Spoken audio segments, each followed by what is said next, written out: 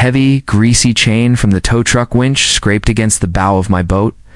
A sound like nails on a chalkboard that went straight to my soul. I stood there in my own driveway, a sheriff's deputy standing between me and my property, completely and utterly powerless. Every instinct from my 30 years in the Coast Guard was screaming at me to act, to intervene, to protect my vessel, but I couldn't. All I could do was watch Tiffany. The president of our esteemed homeowners association stood on my lawn, arms crossed, a vision of smug, triumphant satisfaction in her designer tennis whites. She was holding a crisp, white court order, waving it occasionally like a fan or a royal scepter. "It's for the best, Jack," she said, her voice dripping with a condescension so thick it was practically visible in the humid morning air. "She's going to a lovely storage facility. It's out of sight, out of mind. The neighborhood will have a much more cohesive and luxurious feel without this antique cluttering up the view." She, Tiffany, was talking about the Sea Spirit, my boat, the boat my father and I had rebuilt with our own hands. A vessel that held more history and integrity in her faded fiberglass hull than Tiffany had in her entire Botox-smoothed body. The tow truck driver gave the winch another pull. The boat lurched up onto the flatbed, settling with a heavy final groan. My boat, my history, was being hauled away like a piece of garbage because it offended her aesthetic. I watched the truck pull away, carrying a piece of my heart with it. And that's when everything went wrong. Before I tell you what happened next, drop a comment. What would you do if this happened to you? And subscribe to HOA Files.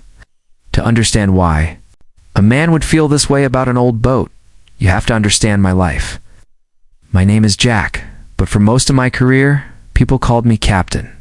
I spent 3 decades in the United States Coast Guard, chasing drug runners in the Caribbean, pulling fishermen from stormy Alaskan seas, and coordinating search and rescue operations in the middle of hurricanes. My life was salt, wind, and the deep, abiding respect one develops for the power of the water. The sea doesn't care about your portfolio or the brand of your polo shirt. It demands competence, preparedness, and humility. When I retired, I couldn't imagine being far from the water. I came home to the small, modest house on the shores of Sapphire Lake where I'd grown up. It was a place of deep, personal history. And the most important part of that history, aside from the house itself, was the boat, the Sea Spirit. She was a 1982 Bertram 31, a classic, tough-as-nails sport fishing boat known for its legendary seaworthiness. She wasn't sleek or flashy or fast by modern standards. She was built like a tank, a functional, beautiful machine from a time when things were made to last. My father had bought her when I was a teenager. We'd spent a whole summer restoring her. Our hands covered in grease and fiberglass resin, our bond forged over carburetors and corroded wiring. Every scratch on her hull told a story. She was the last, most tangible piece of my father I had left, and my property held another piece of my family's legacy. At the end of our quiet residential street, where the road curved toward the lake, was a separate, commercially zoned parcel of land that had also been in my family for generations, the Sapphire Lake Marina and launch. It was the only public access marina and boat ramp on the entire 50-mile shoreline of the lake. My grandfather built the original wooden docks in the 1950s. My father ran it his whole life. Now I ran it. It wasn't a fancy yacht club. It was a working marina. The docks were sturdy but weathered.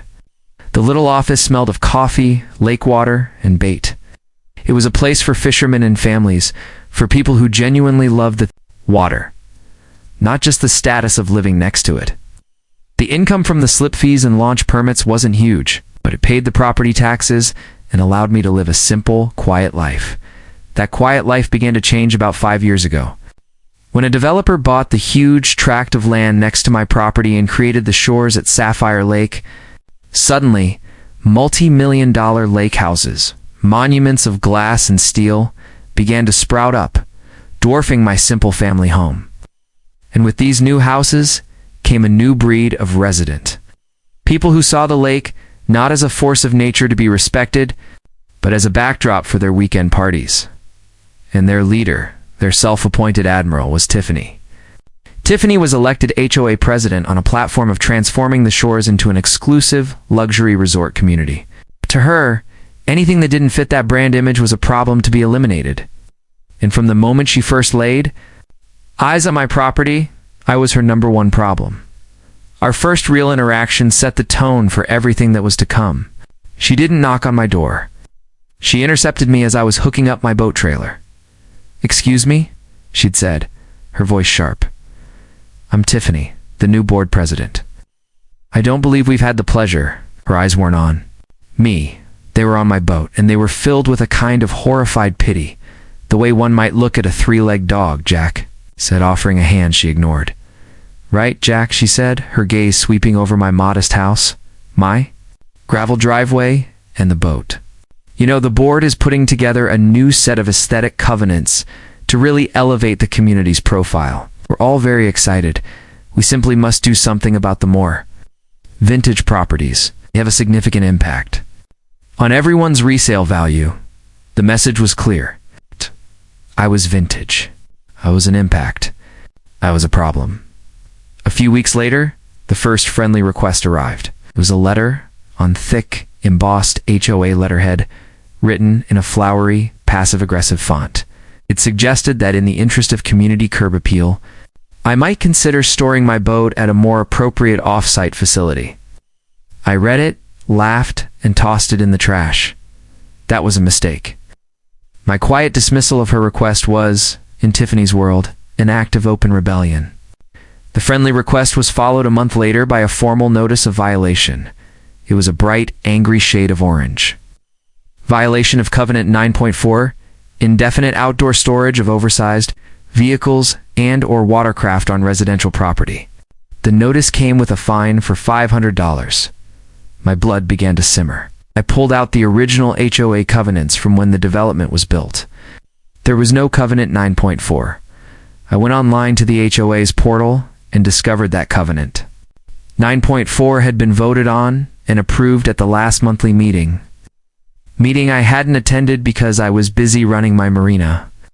The rule had been written, passed, and ratified in less than 30 days, and it was so specific, so tailored. It might as well have been called the Get Jack's Boat Out of His Yard by law. It was a targeted personal attack, codified into law. I decided to appeal. I went to the next HOA meeting held in their ridiculously opulent clubhouse, a place with more chandeliers than a palace. The room was packed with Tiffany's allies, wealthy retirees in pastel polo shirts, and sun-bleached blondes with identical, vaguely surprised expressions. I stood before the board and made my case. I spoke about my family's history on this lake, spoke about my father and what the boat meant to me. I explained that it was always kept clean, covered, and in perfect working order. When I was finished, there was a polite, dismissive silence. Then Tiffany spoke, her voice oozing with fake sympathy. "Jack, we all appreciate your sentimental connection to your hobby. We truly do. But you must understand this isn't a fishing camp. This is a luxury resort-style community. Your antique," she said, the word dripping with disdain, "is an eyesore. It projects an image that is simply not in keeping with the brand we are trying to build here at the shores." The board, her loyal cabinet, voted unanimously to uphold the fine and the violation. They gave me 30 days to remove the boat or the fines would begin to accrue, at a rate of $50 per day. The anger I felt in that moment was a cold, hard, familiar thing. It was the anger of a captain whose vessel is being threatened by pirates. This was my home, my property. And they were telling me what I could and could not keep on it, based on their shallow, materialistic whims. My inner monologue was a string of curses that would have made a sailor blush. They saw my life, my history, my connection to my father as an eyesore. I wasn't just going to roll over. I was going to fight. I hired a lawyer. He was a good, honest man, but the news he gave me was grim. "Jack, it's a targeted and frankly immorally bankrupt by law," he said. "But is it legal? Probably. HOAs have incredibly broad powers. We can fight it, but it's going to be an expensive uphill battle. They can bury us in motions and legal fees." While I was trying to figure out what to do, the daily fines began. Every few days, another crisp, white envelope would appear. In my mailbox, a little reminder of the financial siege I was under.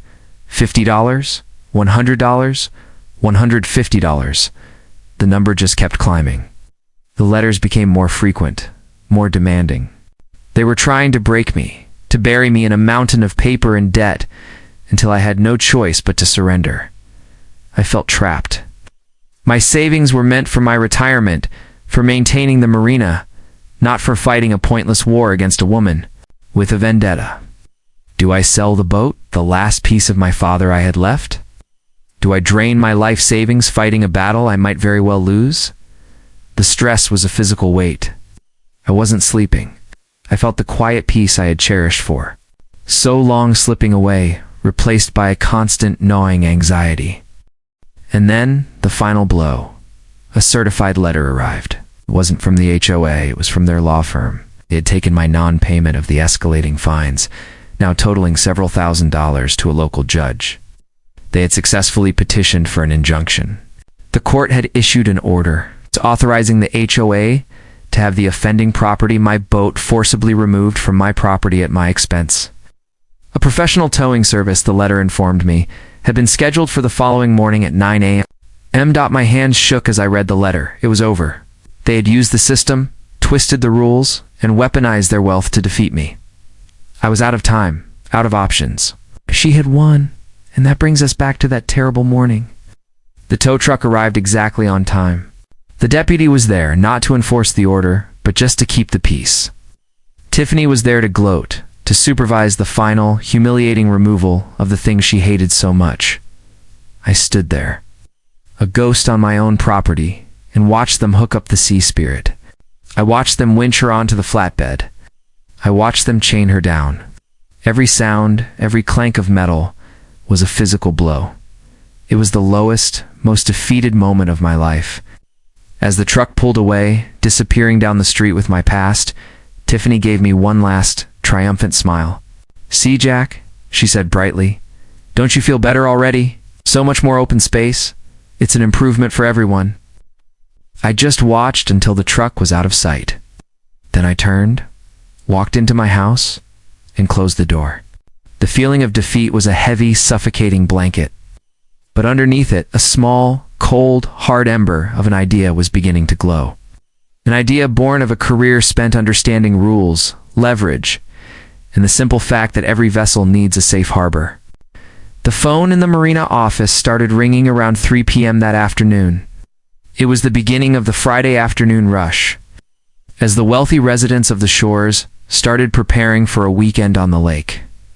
Sapphire Lake Marina, this is Jack. "Hi, Jack. It's Bob from Unit 72. Just wanted to make sure you guys were open. We're heading down with the jet skis in about an hour." "I'm sorry, Bob," I said, my voice calm and even. "The Marina is closed." "Closed? For what?" "It's Friday. The facility is closed indefinitely," I said. "We're conducting a full comprehensive systems overhaul and a top-to-bottom inventory." For safety reasons, there was a stunned silence. "Indefinitely. But my boat is in a slip there." "When will you be open again?" "That's yet to be determined," I said. "Have a nice day, Bob." I hung up. The phone rang again almost immediately. I let it ring. The next morning was a perfect Saturday. The sky was a brilliant, cloudless blue. The lake was calm as glass. It was the kind of day that boat owners dream of. And I, in my own way, was about to make their dreams a nightmare. I drove down to the Marina at sunrise. From the back of my truck, I unloaded a huge, professionally printed vinyl banner. I unrolled it, and with a deep sense of satisfaction, I hung it across the heavy chain-link gate at the entrance to the Marina.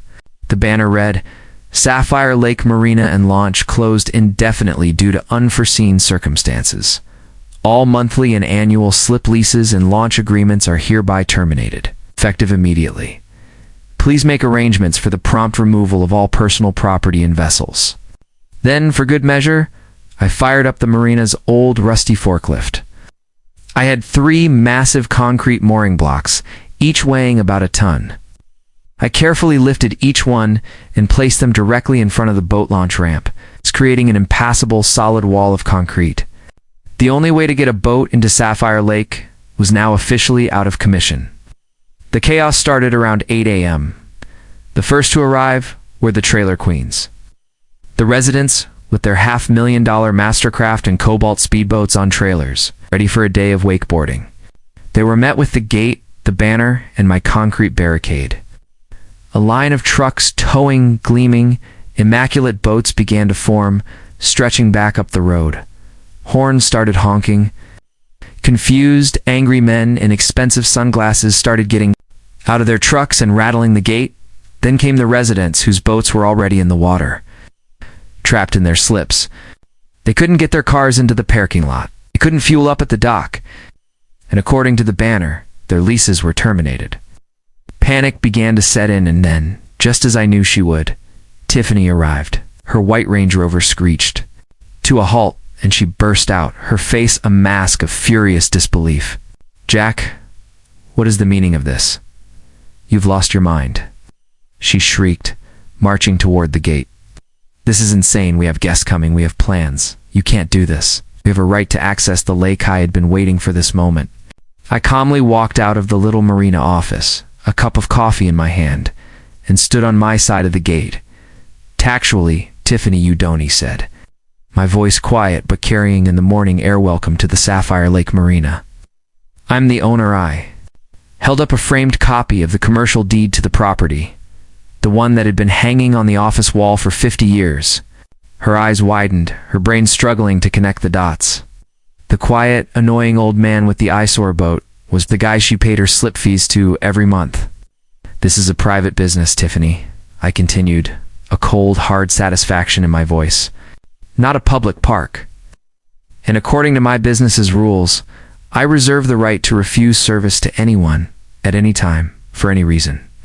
And since your homeowners association, of which you are the president, has deemed my personal property boat to be an unfit eyesore for your community, I have, in turn, deemed your entire community's business to be unfit for my marina." I then reached into my pocket and pulled out a thick stack of envelopes. "These," I said, holding them up, "are official. Notarized lease termination notices for every single resident of the shores at Sapphire Lake who currently rents a slip here. That's 47 boats, Tiffany, including your husband's brand new wakeboarding boat.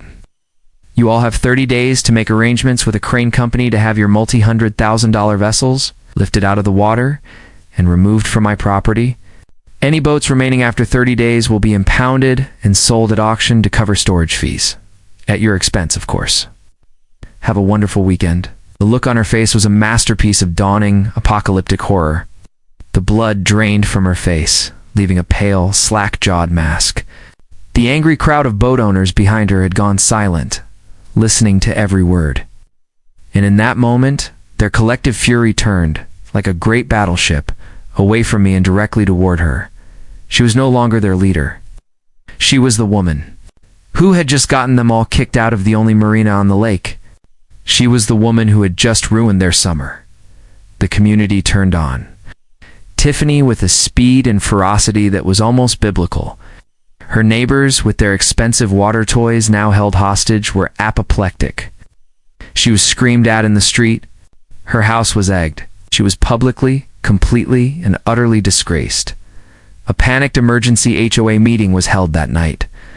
The next morning, a delegation of 3 grim-faced men from the HOA board, Tiffany was conspicuously absent, came to see me at the marina. They were no longer arrogant and dismissive. They were humbled. They were begging Jack, their new interim president said. "Please, we are so sorry. This was a mistake. Tiffany was out of control. What do we have to do to fix this?" "Had my terms ready, one. The HOA will pay in full to have the Sea Spirit returned to my property professionally detailed. And they will pay for the construction of a new, custom-built, board-approved carport on my property to house her too. The ridiculous bylaw they had created will be officially and publicly rescinded, and a new bylaw will be written explicitly exempting my property from any and all such restrictions in perpetuity. 3. The HOA will issue a formal, public letter of apology to me, to be mailed to every single homeowner. 4. The HOA will prepay for a non-refundable 10-year master lease for all 47 of their members' slips at a slightly increased rate. To guarantee their future access, they didn't even try to negotiate. They agreed to everything. 2 days later, the Sea Spirit came home. They brought her back on the same flatbed truck. But this time, they treated her like she was made of glass. I stood in my driveway and watched her settle back into her rightful mend. A construction crew arrived the next day to start building her new home.